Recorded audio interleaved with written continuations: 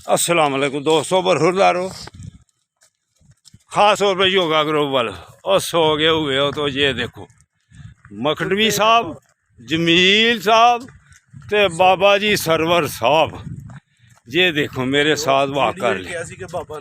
ओ server साहब, Chaudhary server साहब, young कुआरे बाबा जी, कुआरे जवान जी, कुआरे जवान जी।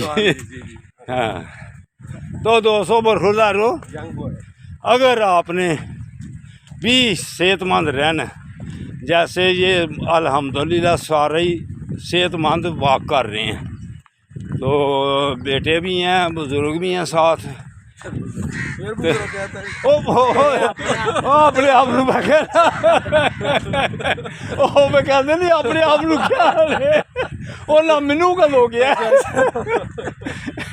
जिंदाबाद चौधरी सरवर साहब, जिंदाबाद, माशाअल्लाह। देखो जी जेड़ा बंदा ले आई गुआर है ते वो तो फिर देखो ना जवान ने हो माशाअल्लाह, ते नाले ऐनी फुर्ती नाल वर्जिश करते ने। कदी तुसीं इन्हां नूं कंबदियां देखो, ओए होए होए लाहौर कहंदे ने इंज मशीन लाई हुंदी है। इत्थे साढ़े सामने भी कंबे ने एक दिन, इंज लगदा सी मशीन लगी दी है नाल।